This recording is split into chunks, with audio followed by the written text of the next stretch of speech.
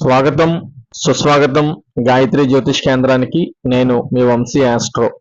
శ్రీ వాల్మీకి విరచిత శ్రీమద్ రామాయణం అయోధ్యాకాండము 49వ సర్గ.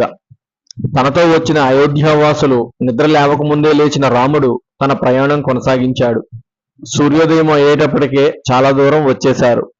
రామలక్ష్మణులు ప్రాతఃసంధ్యను పూర్తి చేసుకుని మరలా ప్రయాణం అయ్యారు. అనేక గ్రామాల గుండా ప్రయాణిస్తున్నారు. ఆ గ్రామ ప్రజలు రాముని వనవాసము గురించి రకరకాలుగా మాట్లాడుకుంటున్నారు.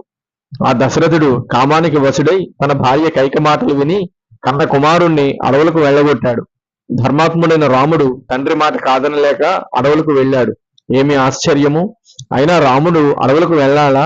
ఆయనతో పాటు సీత ఎందుకు వెళ్ళాలి? సుకుమారి అయిన సీత అడవులలో ఎలా ఉండగలదు? రామునితో పాటు సీత కూడా అన్ని కష్టాలు పడవలసిందేనా?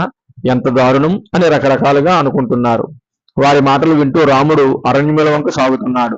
వారు వేదశ్రుతి అనే నదిని దాటారు. దక్షిణ దిక్కుగా ఉన్న అగస్త్య ఆశ్రమం వైపు ప్రయాణం చేస్తున్నారు. అలా ప్రయాణం చేస్తూ వారు గోమతీ నదీ తీరానికి చేరుకున్నారు. గోమతీ నదిని దాటిన తరువాత వారు శాంతికా నదిని చేరుకున్నారు.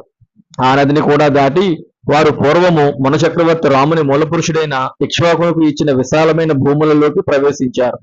ఆ భూమిని అంతను రాముడు సీతకు చూపించి దాని గురించిన వృత్తాంతమును సీతకు వివరించాడు. సారవంతమైన ఆ భూముల గుండా వారు ప్రయాణం చేస్తున్నారు. అనేక వన్యప్రాణులతో నిండిన అడవులలో గుండా వారు వెళుతున్నారు. అప్పుడు సుమంత్రుని చూచి రాముడు ఇలా అన్నాడు: సుమంత్ర, నేను వనవాసము ముగించుకొని తిరిగి వచ్చి తల్లిదండ్రుల దర్శనము చేసుకొని ఈ వనసీమలలో ఎప్పుడు తనివి తీరుతా వేటాడుతానో కదా.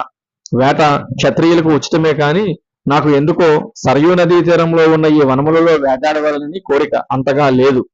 అసలు నాకు వేట మీద అంత మక్కువ లేదు. అరణ్యములలో వాటి మానాన అవి బతుకుతున్న అమాయకమైన ఆ ప్రాణులను కేవలం మనం ఆనందం కోసం వేట మిషతో చంపడం పాపం కదా. అందుకనే నాకు వేట మీద అంతగా కోరిక లేదు.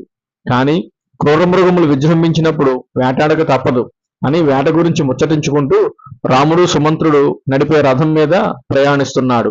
ఇది వాల్మీకి విరచిత శ్రీమద్ రామాయణం అయోధ్యాకాండము 49వ సర్గ సంపూర్ణము. ఓం తత్సత్. ఓం తత్సత్. ఓం తత్సత్.